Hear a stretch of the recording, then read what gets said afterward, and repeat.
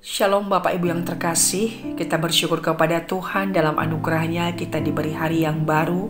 Sebelum kita memulainya, mari kita berdoa.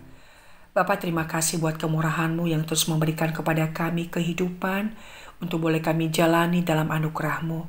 Sebelum kami memulai hari ini, kami ingin membaca firman-Mu. Bapa, kiranya Engkau menyapa kami dan hidup kami terus diperbaharui untuk boleh menjadi serupa dengan Tuhan. Berkati kami lewat firman ini Bapa, demi nama Yesus kami berdoa. Amin. Pagi hari ini saya akan mengajak kita untuk membaca firman Tuhan dari Roma pasal 15, ayat yang pertama hingga ayat yang ke-13.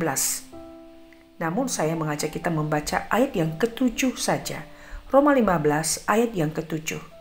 Sebab itu, terimalah satu akan yang lain, sama seperti Kristus juga telah menerima kita untuk kemuliaan Allah.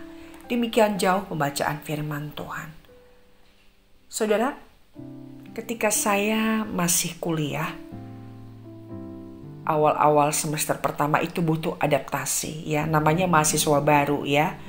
Nah, jadi dengan usia yang masih muda, baru lulus SMA, ketemu dengan juga yang seusia, tentu waktu itu kita masih usia-usia remaja di mana emosinya juga masih begitu tinggi, kata-kata belum begitu bisa dikontrol. Namun ketika kita harus masuk asrama, kita harus belajar beradaptasi. Kadangkala kita bertemu dengan orang-orang yang sering menjengkelkan kita. Pernah saat itu ketemu dengan seorang teman, dan karena kita udah masuk di asrama, kita pun digembleng di sana, dibentuk. Ketika menahan emosi itu tuh rasanya dada ini sakit sekali, seperti orang mau nangis gitu ya. Tapi bersyukur karena bisa mengendalikan, mengontrol emosi gitu.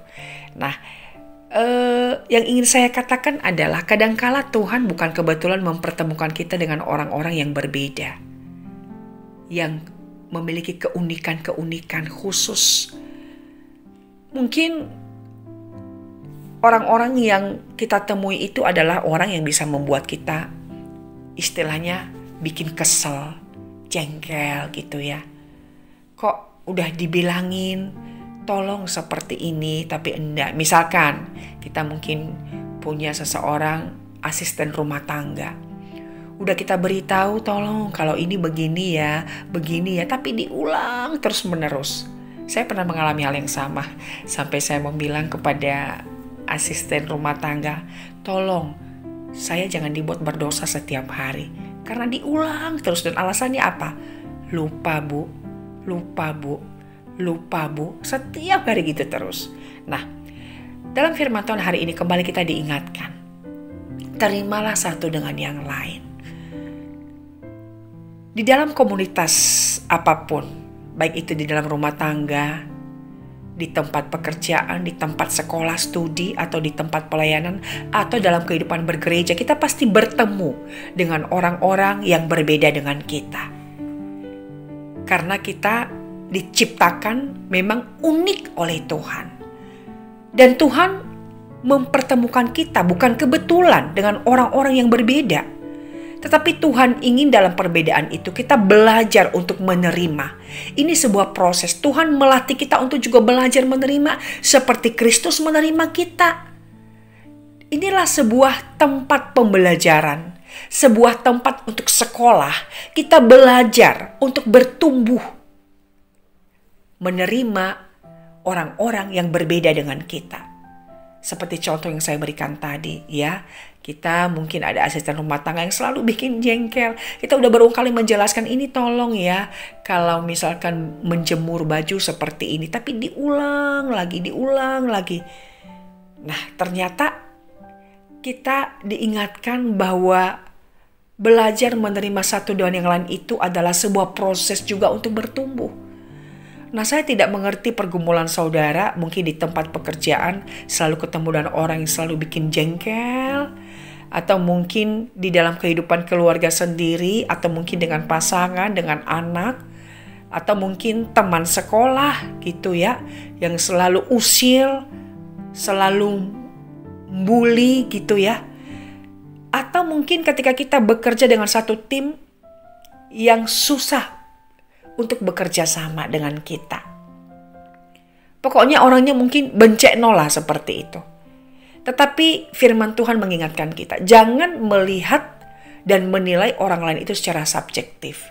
Kita seringkali terlalu mudah untuk menghakimi. Padahal kita sendiri lupa melihat diri kita bahwa kita juga bukan orang sempurna. Kita juga penuh dengan kelemahan, keterbatasan. Kita bukan orang yang sempurna. Tapi kita butuh orang lain untuk menyempurnakan kita. Jadi ketika kita dipertemukan oleh Tuhan dalam sebuah komunitas yang berbeda, yang unik, dengan orang-orang berbeda pendapat, berbeda karakter, Tuhan ingin itu sebuah wadah bagi kita untuk membentuk diri kita juga menjadi lebih baik.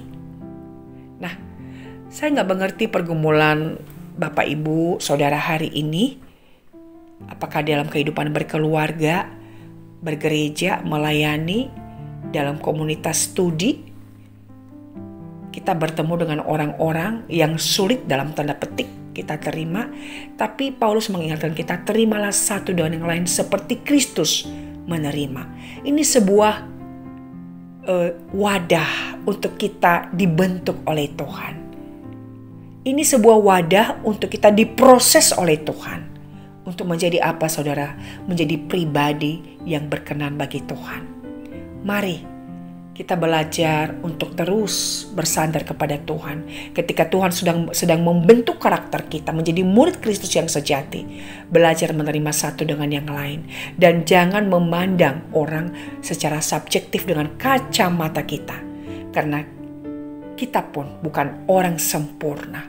Kita pun orang punya banyak kelemahan kekurangan. Tapi belajar menerima satu dengan yang lain. Bergandeng tangan untuk bertumbuh bersama. Menjadi murid Kristus yang sejati. Sebagai rekan, sebagai mitra. Untuk sedang diproses. Menjadi pribadi seperti yang Tuhan mau. Tuhan kiranya memberkati kita dengan firman Tuhan ini. Amin. Mari kita berdoa. Bapa, kami sadar. Kami seringkali menghakimi. Sementara diri kami sendiri penuh dengan kelemahan, keterbatasan, kekurangan. Ampuni kami Bapa. Dan kami mohon tambah-tambahkan kasih ilahi-Mu dalam diri kami. Agar kami mampu belajar menerima satu dengan yang lain. Orang-orang yang Tuhan tempatkan di sekitar kami. Sebab itu adalah sebuah kesempatan. Tuhan memproses kami, membentuk, mengubah menjadi pribadi yang memperkenan Tuhan. Ajarkan kepada kami melihat diri kami yang penuh dengan kekurangan. Sehingga kami pun bisa menerima orang-orang yang kami temui yang ada di sekitar kami. Sehingga kami terus bertumbuh menjadi pribadi yang memperkenan hati Tuhan. Berkati kami sepanjang hari ini Bapa. Demi nama Yesus kami berdoa. Amin. Tuhan memberkati.